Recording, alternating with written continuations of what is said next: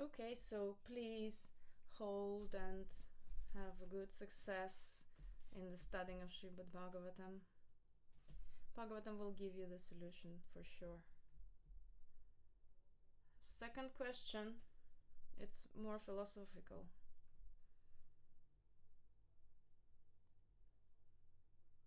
If Ksharadakashaya Vishnu, Paramatma, these are foreign words.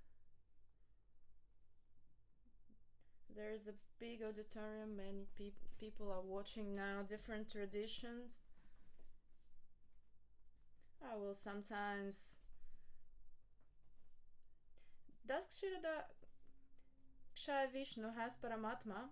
Paramatma is the God in the heart. And this means the God in the heart. Everybody, all the live beings, not only people, have God in the heart. You have to understand, in the heart there is God. It's the same.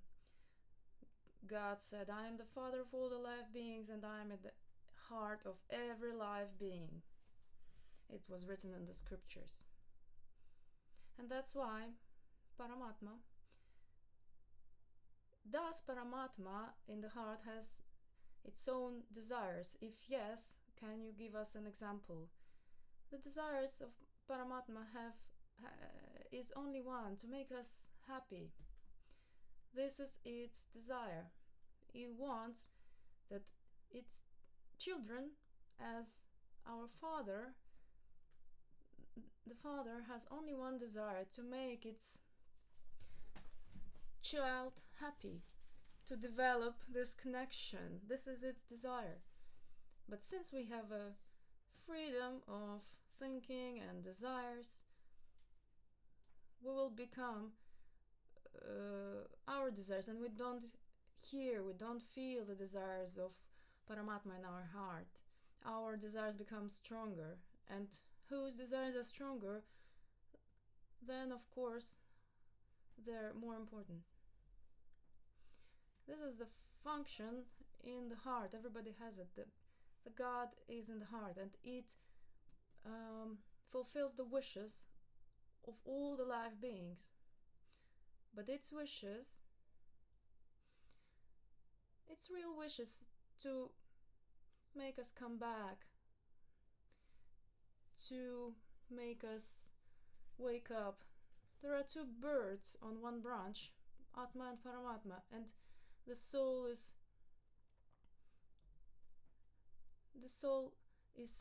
just... Paramatma is like a bird.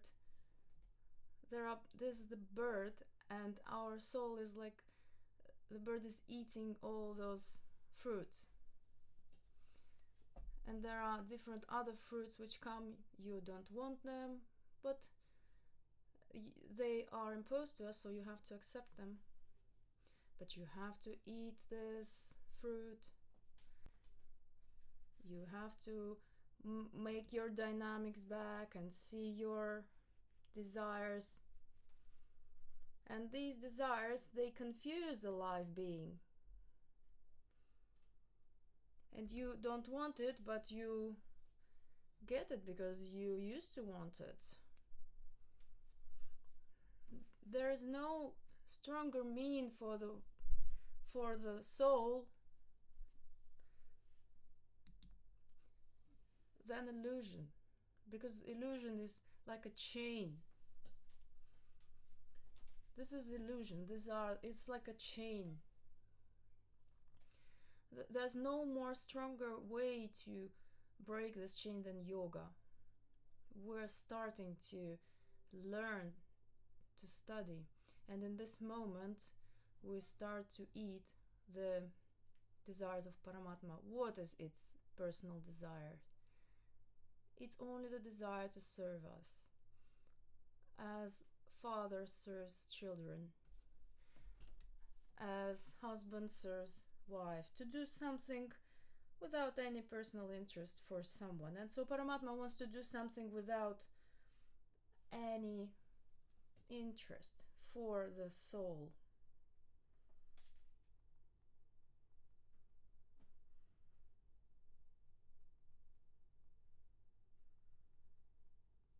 third question: why is such a hurry? 7 days. Maharaj teaches that there would be different kind of conscience and possibilities. Hakimov Alexander was saying you have to read it very carefully and thoroughly until you understand, and until you not, if you not don't understand, don't continue. Maybe we can just attire to the difficult times and just go galloping across the text.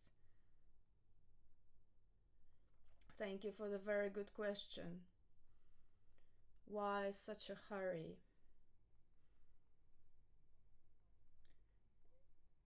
It's some kind of rehearsal.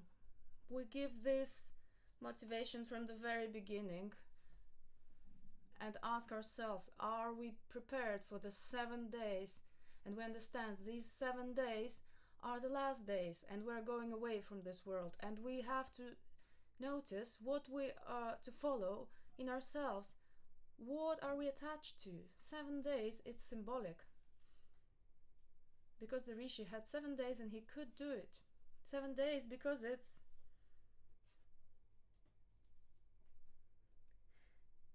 the method. Preparation method. It's just a method. If we have an example of a spiritual guru, when he says just read it carefully until you understand and don't go further, it's a different method. It's also a method. There is a method when you only say one Sanskrit, you don't even read the translation. It's also another method. Just the Sanskrit, because it's the spiritual language and it's like medicine. You take it 15, 20, 30 minutes a day as you wish.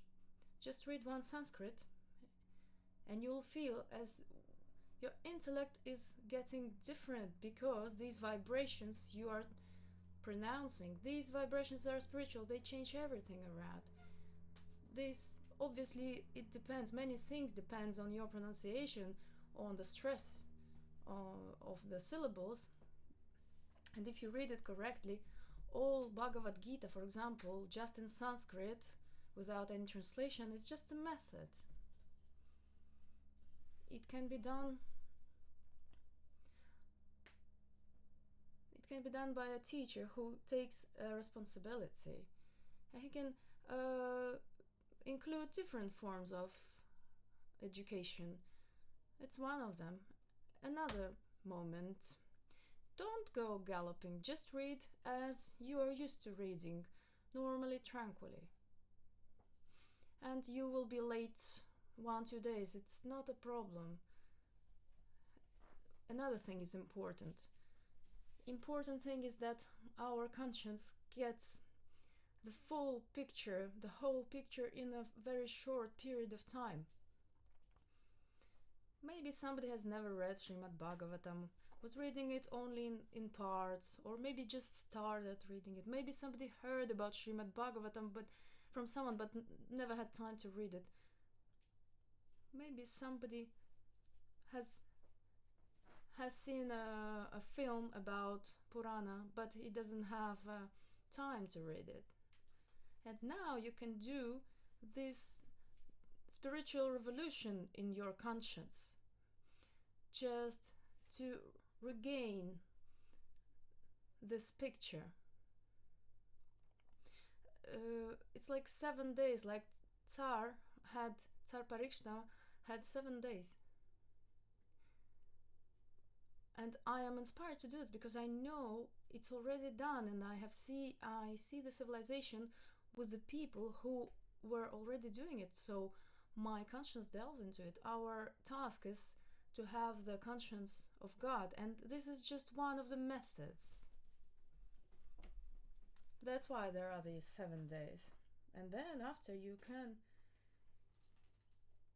there will be some 359 days at your disposal when you can apply the conditions of your spiritual teacher and read it very carefully. Just temporarily you go to this format because this is one of the format of the education. It helps us to understand, to define our level. If we only have 7 days left, which level are we on? Because many people will understand their level and will be happy that they did it on this level, and many other people will be sad because most of their life they spent it uselessly. They were doing useless things.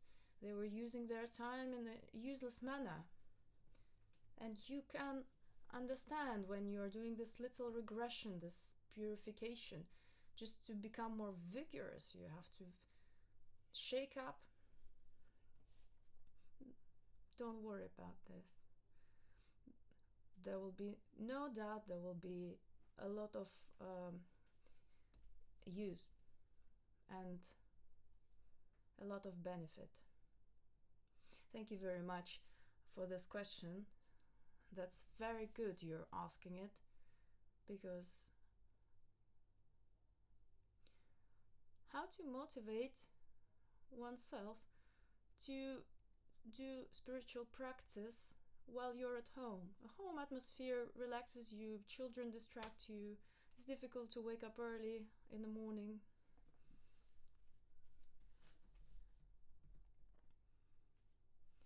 Spiritual practice means that you are thinking about spiritual. It's also a spiritual practice. It's even better than when you're in a temple and do some ritual or masses, services in the mosque or in the church. Doesn't matter where you are. You can also do it, but important is your conscience. Your child, do your duties for him. Do whatever you are doing all the time, but just follow your thoughts, what you think about during this moment. It's the most important prescription of Bhagavad Gita. Always think about me. Always reflect about me. Always do it. We have to have our minds occupied, always. I'm sorry.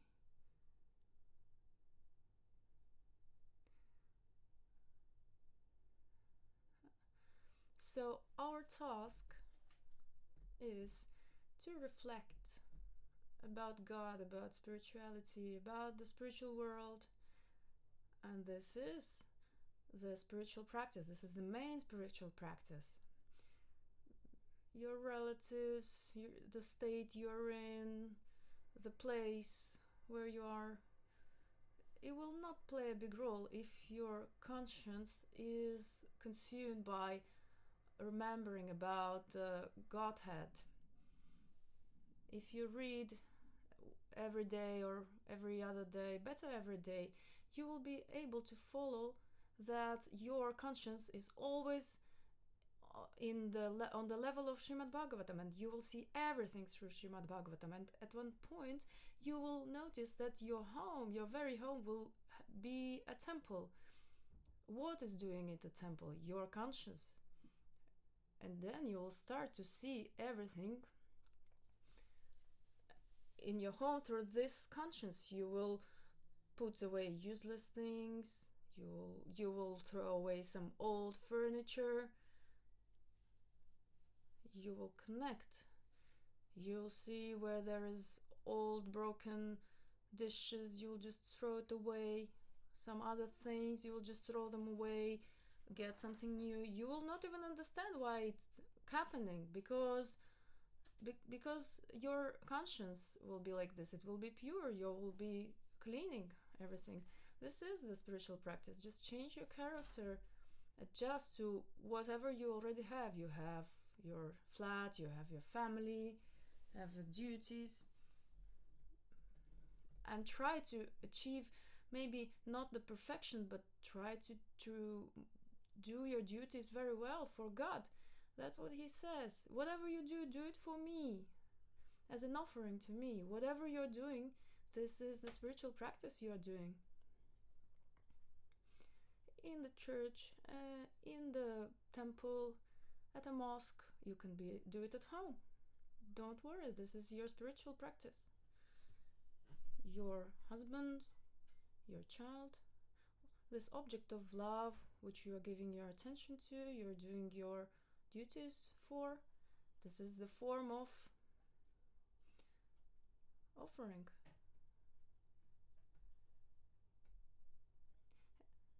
Now, at this moment, this is the object of your meditation, just connected to God. He gave you this responsibility.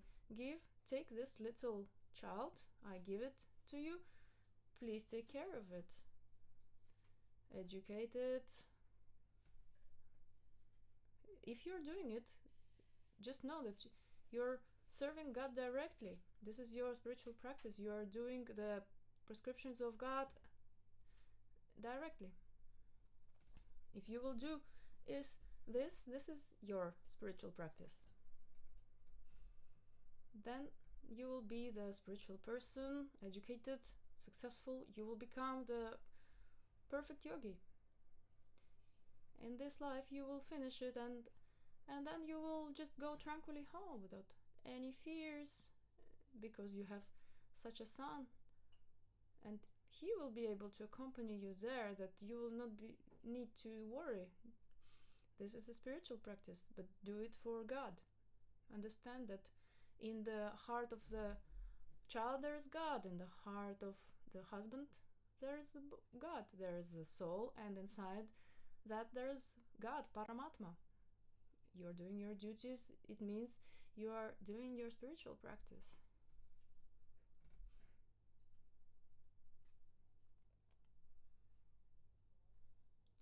It's difficult to wake up early in the morning, don't worry. While you have little children, it will be naturally, because there is a lot of pressure during the day. So you will not go to bed early because the children are like this. You will get up late. Don't eat yourself. And you will tell to yourself, there will be forces, I will be waking up earlier. Just do it like this. For example, if you sleep with windows closed, when there is no fresh air, it's difficult to wake up. If you ate a lot during the night, it's difficult. If nearby there are some animals living, there's some different dogs, cats, birds, it will be difficult to wake up. The energy is like a little bit tamaguna, and it influences your conscience. Just check these things. Also, it will be early to wake up when you will know your motivation. Why you have to wake up.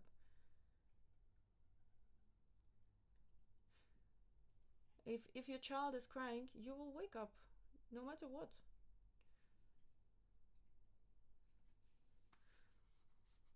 And same, you have to think about the meeting God. And you have to have this strong desire. In the morning you have to wake up, and whoever wakes up early, God gives to them. You have to have an altar at home, or a place where you conduct your religious practices. This is your window to the spiritual world. This place is always open for you. Everything can disappear any moment because of old days or illnesses, epidemic, or death. You can lose everything. You cannot get it back, but whatever you are doing on the altar, you will never lose it. This is what we will take with us when we're going away from this world. Now we're preparing for this, and we are now in this situation. Just try to be persistent and wake up early, to understanding why you are waking up early.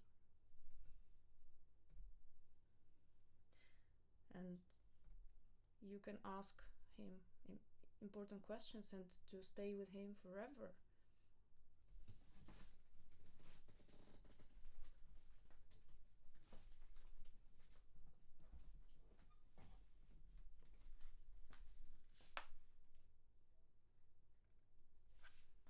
The recommendation to read: there is a person of Vaishnava tradition who is chanting 16 rounds of Mahamatra. Recommendation to chant 16 rounds before Mangalarati. This is the morning spiritual practice.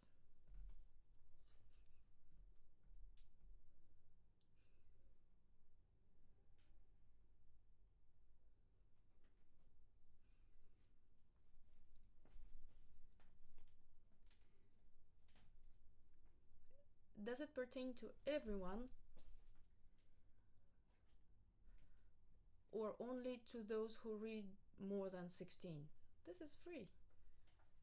It's just free. You have to see for yourself. If you will read your 16 rounds earlier, then during the day you will not have a headache. This stress in a good or bad way that I promised it to my spiritual teacher and I have to do it. And then you will not have these thoughts. So now you can get into reading books. It's not obligatory. Before Mangalarati, you can read something, not everything apart, and then there will be a break from reading and you can read some more. Everybody decides for themselves. This is the general schedule, but everyone will decide for themselves if he is able to wake up early. If he is going to bed earlier, then he will be able to read everything, to chant. So during this period when there is this force majeure situation of our life, try to concentrate on chanting the holy name. It has to help you in it. It is said to read holy names and prayers with holy names, and on top of it, wash your conscience with Srimad Bhagavatam, to read a little bit. Just in simple days, not only during marathon. It cleans your heart. And when first we have cleansed our heart, then we wash our conscience with Srimad Bhagavatam. Marathon will help me to become sure in my preaching. This is spiritual marathon. The self-assuredness appears from your faith. And even the word itself, the surety, it means more faith in Russian.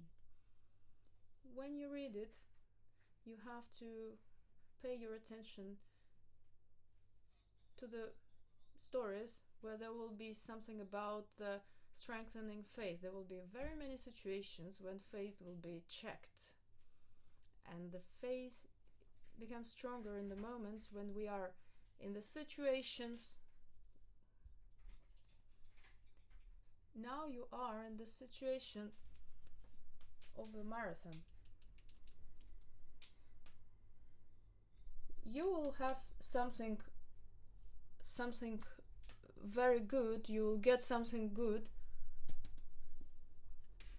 For sure, your faith will become stronger. It is based. The preaching is based on this faith. But also, not less important is to do what you're preaching. Your faith will become bigger, and your faith will influence people,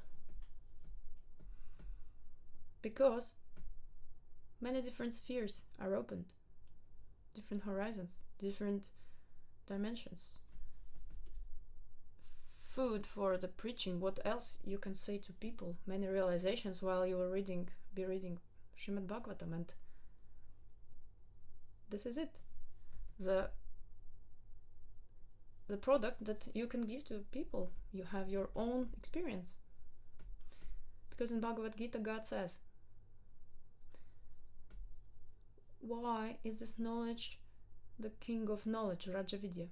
Because this is our own experience, the nature of oneself. That's why it's called the Tsar, the king.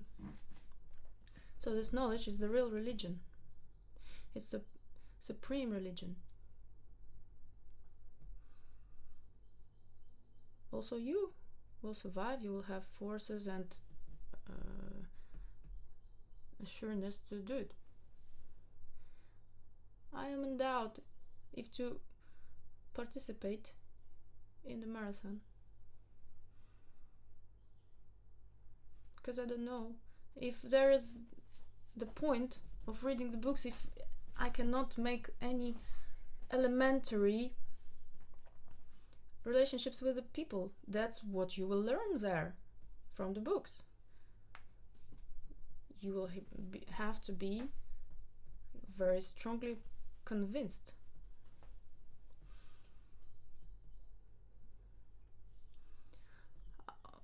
Some other opinions are not interested to me. I can not, maybe I will not support somebody's visions. When you read Srimad Bhagavatam, just follow as different heroes of this historical poem, let's say. You'll see how they know how to speak and build a relationship with each other.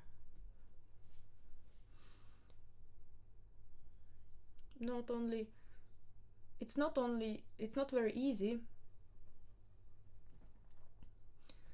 to take decision in a relationship, and you have to learn how to build a relationship, and this is the knowledge will help you to do it very well.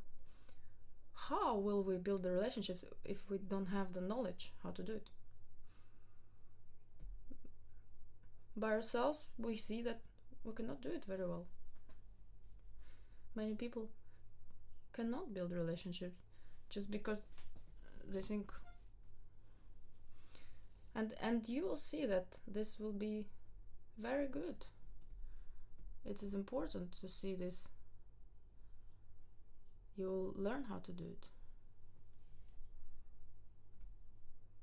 Again, this marathon, it has a charity shade. We are reading it to help people. If our thoughts are positive and they're concentrated on God, and we'll be able to help people. And our main task is to concentrate on God. If we want to give this our internal thoughts to people, we will have it more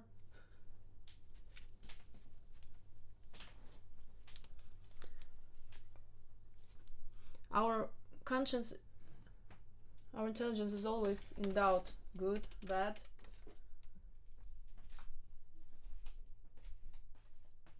All this can lead you in such a stress and such a depression. If you have doubt and you are not clarifying, they can destroy our plans.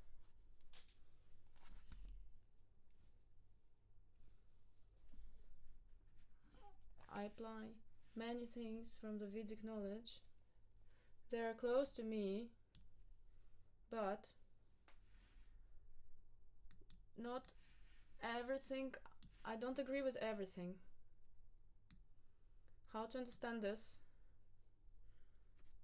Thank you for your decisiveness that you're going. That is our mind. It wants to make sure if I'm going to the right direction or not. So please understand if you're going to the right direction or not. And then you have to clarify for yourself what is not what do you not understand, and then you will understand if you're going to the right side or not. Also, you can do, of course you can do like just to go away. I don't know this, I will not doing it.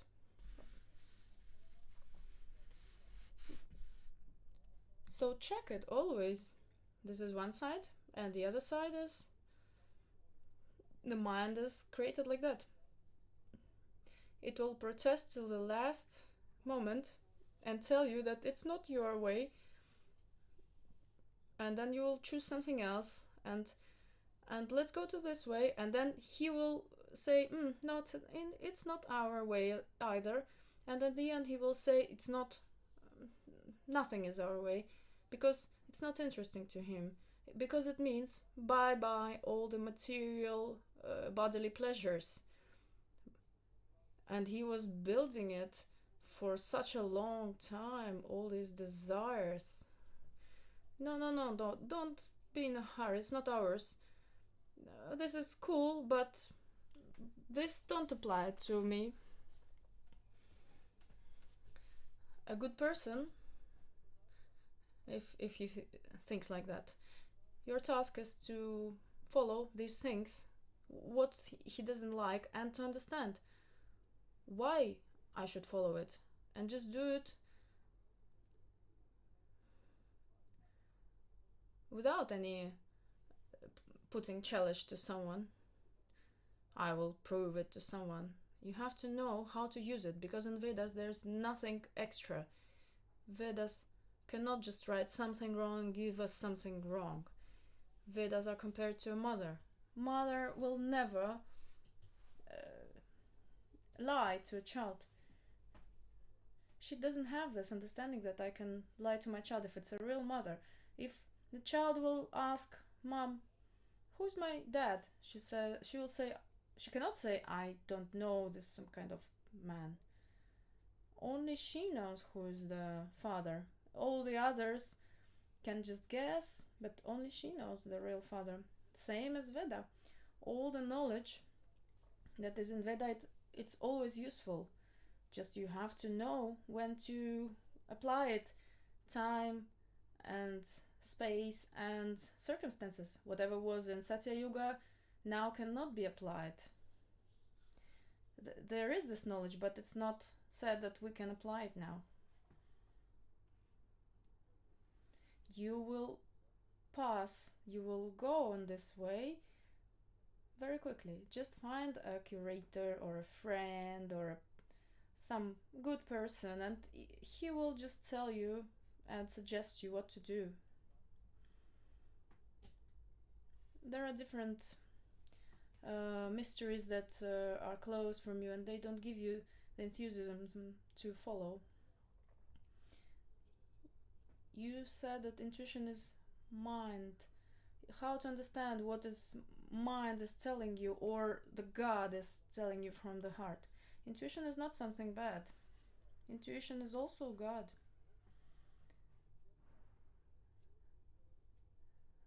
God from the heart directly, he will not say anything, because we will not be able to cope with this sweet sound. If he says directly, we can just lose our consciousness from happiness. It's such a sweet sound, we will not be able to handle it. And that's why he doesn't say anything. He wants, but he needs to keep the sound low. He wants to tell us, and he does it. How? Through the intelligence, through the intuition, through the mind. These are similar substances, mind and intelligence. Also, Srimad Bhagavatam and Bhagavad Gita, Srila Prabhupada is translating Atma like mind and like soul and like intelligence.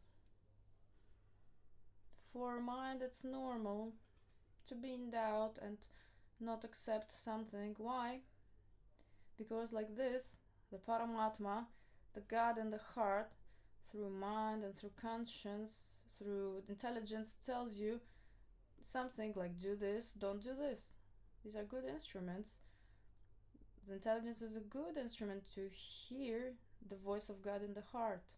He tells you do this or don't do that. But in reality, it was God who told you to take this decision. For example, that's it. I'm not going to drink vodka anymore because like this, like this, like this. And he explains all that, and he's even surprised that he tells everything in a very logical manner, and he even thinks himself, what did I say? I will not drink. But it was all God who did it. He gave the impulse, the decisiveness, the intellect, the memory that you cannot drink. He acts through the intelligence, and God also can act like this if you have managed to handle him. He can come to you through people and inspire somebody. For example, a person will come to us and tell us something. Thank you very much, thank you. I was in India once,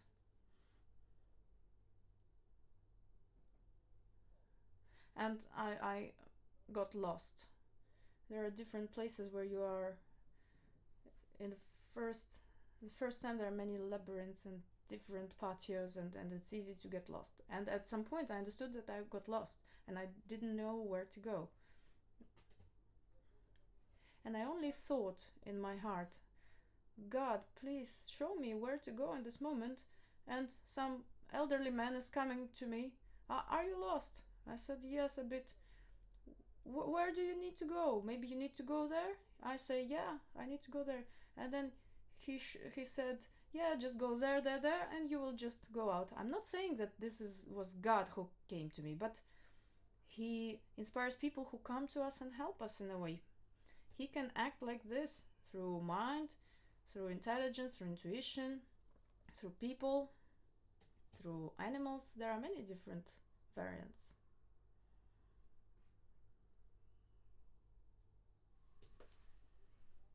During the practices, while the family is at home, because of the absence of a separate room, they distract me and I'm very irritated. What to do?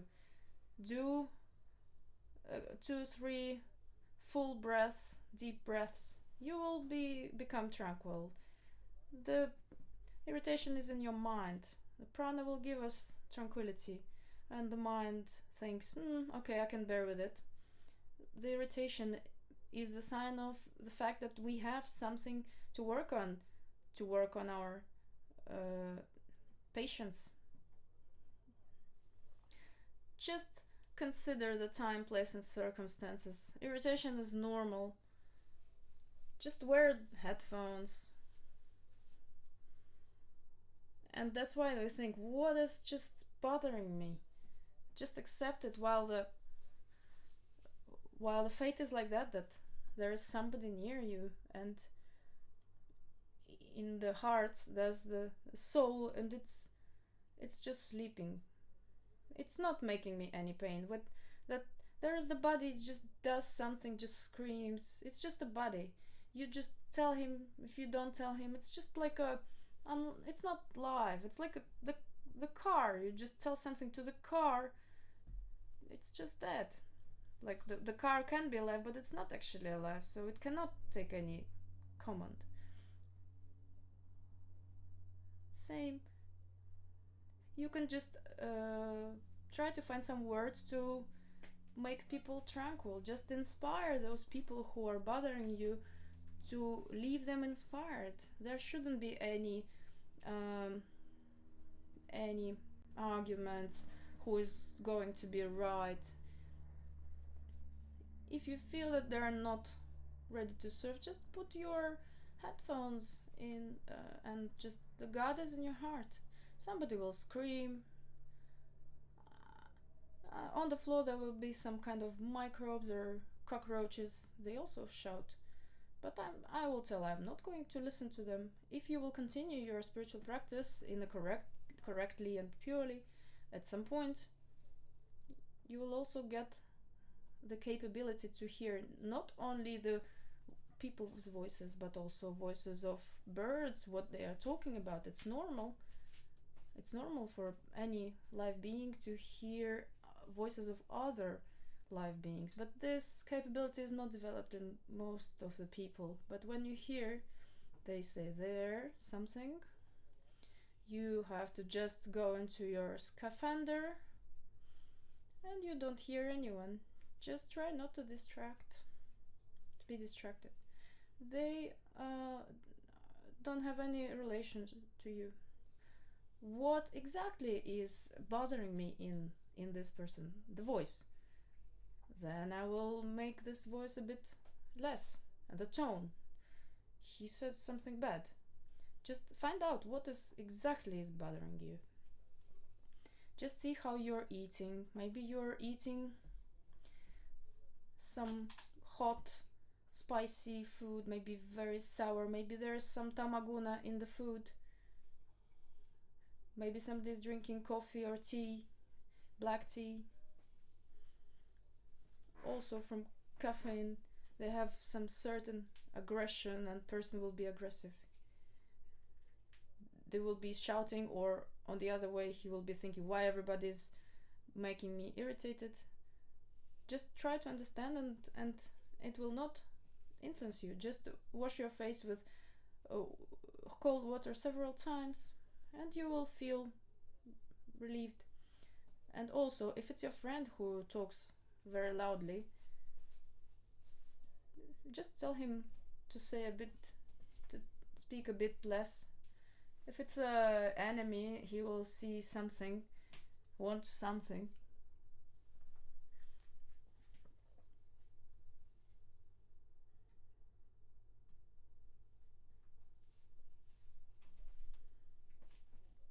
How to grow my faith in God? The God is in your heart.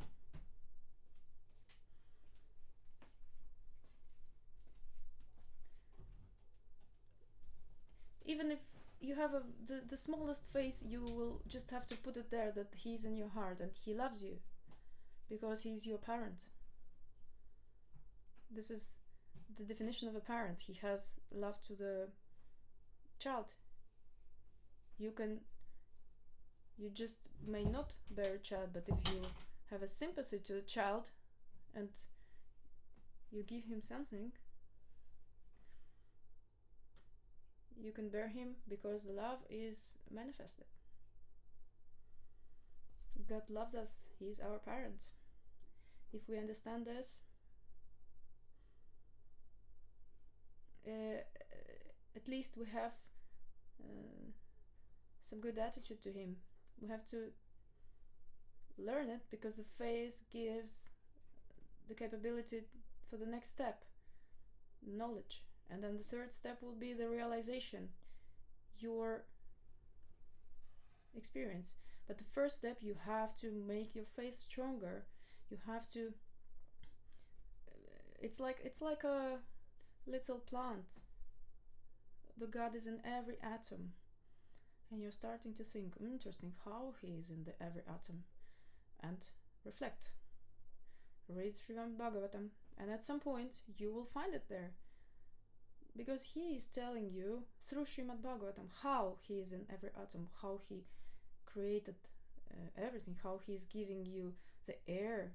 And how we're breathing with this air. How we're making breathing in, breathing out. And do we do any effort to breathe? No, it's Him in our heart, and He just helps our lungs to work, and they just work, and this is all Him. He does it all, and this is His love to us. He gives us eyes and the possibility to see something, and the mind to analyze what we have seen, and capability to take the decision. He helps us intelligence, and to helps us to use this intelligence, He tells us, gives us this physical body and our brain, and He gives us all of this. And if we understand, oh my God, how much how much work he is doing. He gives us this house, this earth, the sun, friends, and everything he gives us. So that's how your faith will grow. Just read about him. You will feel your faith grow. One thing is to believe in him. Another thing is to live for him. This is even higher than faith. This is love, reciprocal love. But also especially the dynamics of these relationships will develop, and faith is the fundament. It's very important. That's the basis of your relationship with God.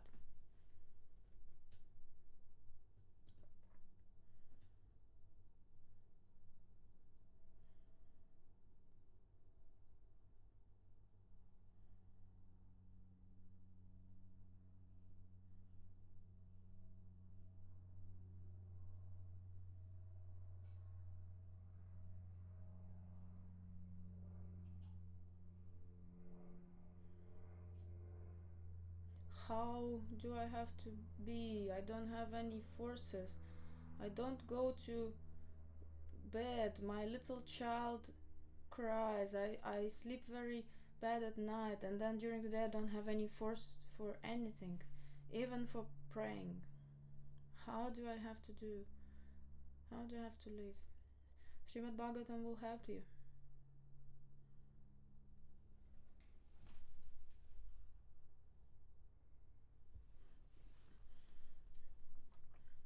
Just keep in mind that the difficulties have already arrived. As Srila Prabhupada is citing this Bengal saying, wherever you go, your luck will go behind you, and same for the bad luck. Difficulties are just coming because of our fate. Wherever we meet with someone, child, at work, in the family, it will just go in the right time. It can just go somewhere and then go to another dimension of difficulty. You can meet some difficulty on the street, and then you can get it in your flat, and it will continue there. Or some difficulty can last for a month or for a year. The difficulties will be there. You cannot avoid them. The question is how to mitigate them. It's only our conscience which defines that how difficult is this hardship, if it's possible to overcome or not. If you have a child, if you have many children, it's very difficult. The first thing you have to do, always you have to think that you have to have some patience. Being patient is the best remedy in any difficult situation. Just to be patient now. No forces, just be patient. Stop, relax. For now, this is your fate like that. And we're asking God, please mitigate the pressure. And everything is in His power. Even a speck of dust will not move without His desire. So just be patient. Communicate. You have to have a communication with people who do these practices. It can be a friend or a female friend if you're a woman. If you have the same tradition, you just have to unload to get these forces. Material world has difficulties. The qualities of the material world, it's true. That is true. It's very difficult. Thank you for writing about this. This is true. Just be patient.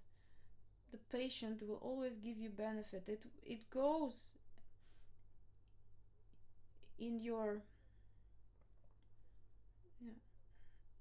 and you in your bank. You will sometimes you might not have forces to have some transformation. Some people want to do it, but they just don't want to have any forces.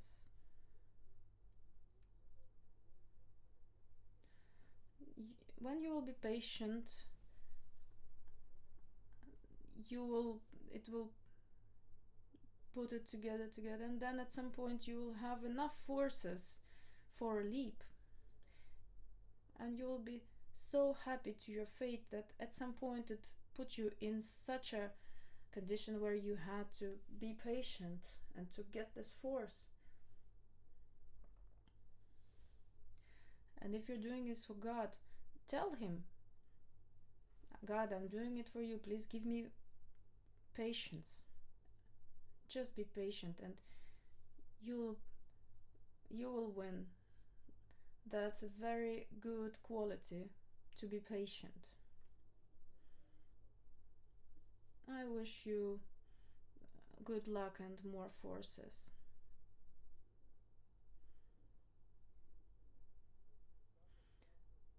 Vladimir, how can we communicate with devotees, spiritual people, without criticizing? Devotees are the people who devoted themselves to God. They can be in different traditions. Criticizing of the devotees. How can we communicate with them without criticizing? Criticism arises because you are putting yourself a bit higher than your opponent. You think that you know more, then you have more experience, and if your fake ego is not being transformed periodically, naturally you'll have to do it. So the first quality is patience and humbleness. The humbleness of hay, which is just on the street. I want to evaluate. I give the evaluation. And another moment is that this person is not, you don't have sympathy, you don't like this person as the devotee of God, and you want to evaluate him. So what's the medicine? What do you have to do? In your mind, please always bow to the devotees, especially to those who you want to criticize, or you have criticized, or you are criticizing. In your mind, just bow to their feet. If you know their spiritual teacher, just bow to him and just say, sorry that I criticized your student. First it will be difficult, first it will be hard to do it, but you have to do it. And gradually, because you're doing it in your mind, you get the sukriti, and at some point you will do these bows in your mind sincerely, and then you will really want to do it because you will feel a great taste how it is to criticize someone, how it is to bow, how it is to be humble and to feel happiness, how big happiness it is. And don't think, but never think that I am humble, but behave yourself in a humble way and you'll feel this happiness. If you're doing it for your love to God, for your spiritual teacher, if you're going into some bad deeds, including criticizing, your spiritual teacher feels it, that my student is doing something wrong and he's worrying. And at least for your teacher, try to respect this person because the person is good. The behavior might be bad. I can't criticize the behavior constructively. So just offer something if the person will listen to you. Just you have to analyze his deed, but not the personality. Someone else's soul is always a mystery to you. We don't know who it is in front of us. Maybe in the future it will be a big spiritual teacher. So always express your honor, that the soul is part of God, and the God gives sanctions to allows this person to behave in this way. And maybe then it means the person is not really to blame, because according to karma he has to do it. If you feel like you are starting to criticize him, just stop and then say, sorry, I just got confused. Be kind always, and you will be able to defeat this bad thing. Otherwise you will lose the taste to read any scriptures, to meet friends, to think about God. This is the punishment for criticizing. Another question?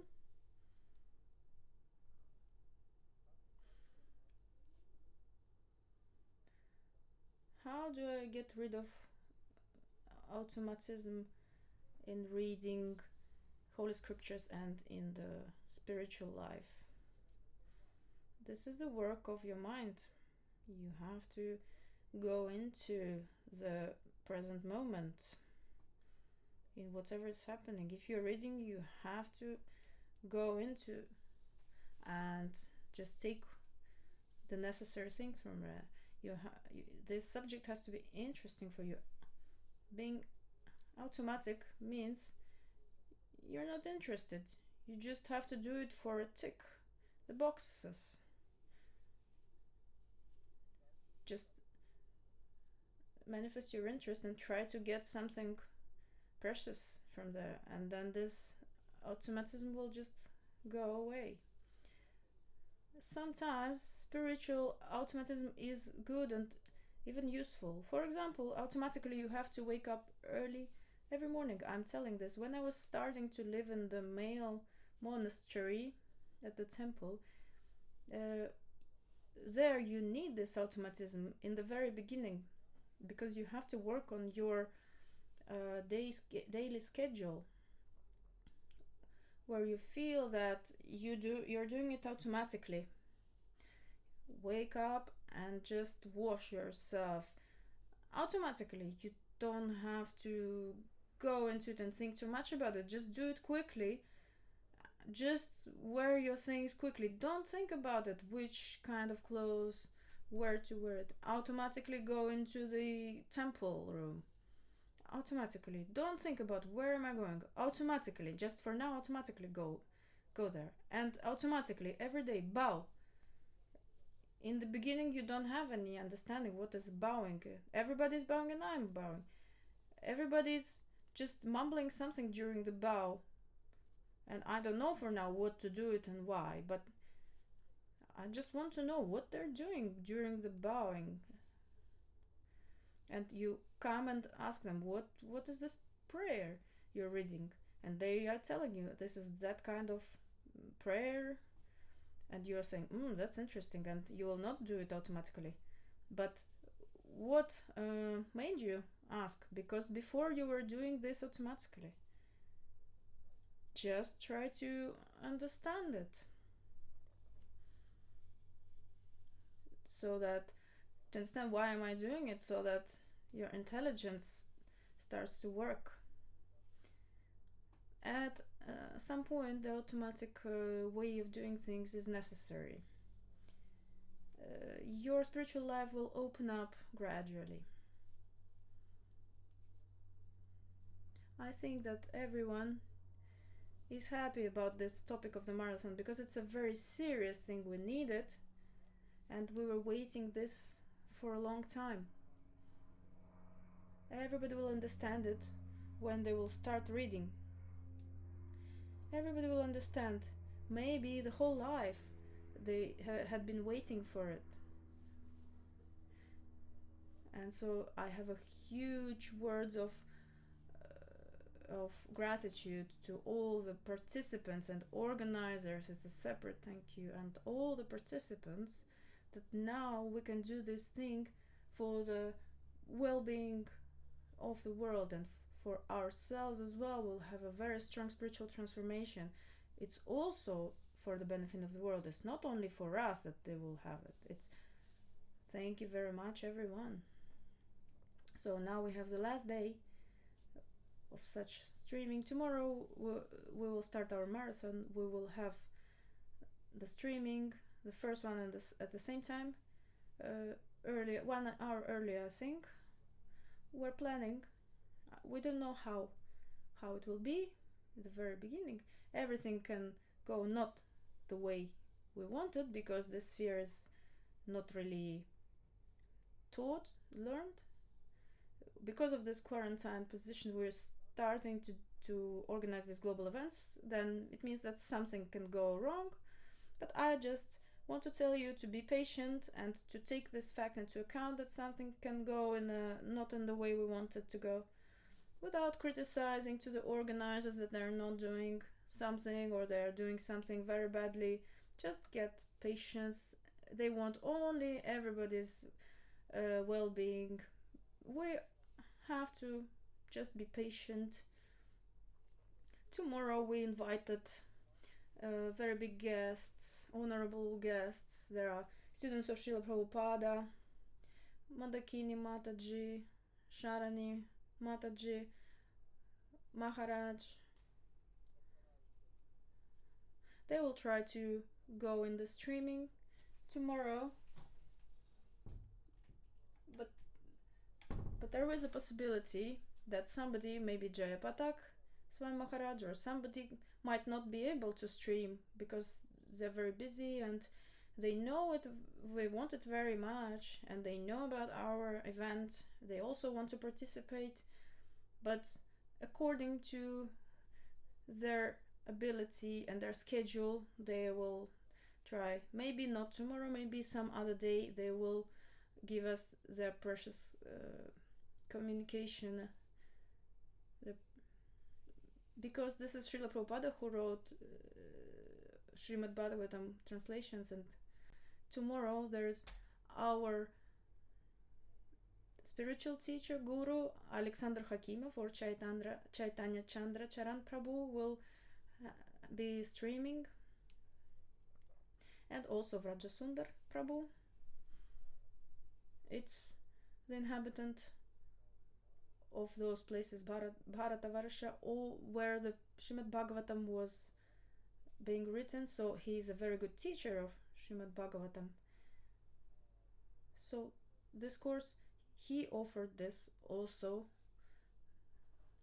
So it's a very good methodics of teaching. Tomorrow we'll have on a platform. We will communicate, we will set up ourselves for the marathon. Maybe somebody will have the last questions before the marathon, somebody will answer them, and then we will start the day after tomorrow. Early in the morning we will start. There will be the first reading early in the morning, and every morning we're planning to have a class of Srimad Bhagavatam. Moscow time, it's 5 a.m. We made it in a way that many other regions can also participate. And somebody will give the class of Srimad Bhagavatam from the honorable guests. Maybe somebody else will appear just suddenly, somebody from elders, or somebody from the experts of Srimad Bhagavatam. And then also every day, the same time that now we're doing, there will be the common streaming, and there we will discuss the comments to Srimad Bhagavatam, questions and answers. You can ask questions and we will communicate in this way. And another question, okay, the last question.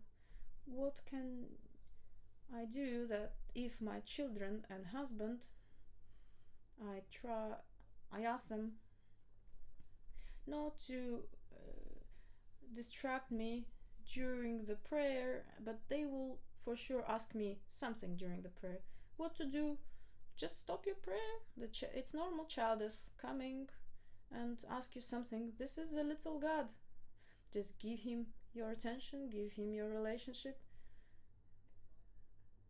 They say that if in the temple room there is no one, only one Brahmin is on the altar. If there is one person, a new person who's the first time in this temple, so this Brahmin it is recommended for him even to stop his service at the altar and meet the new person, to tell him something about the temple and give him something tasty, and then continue his service.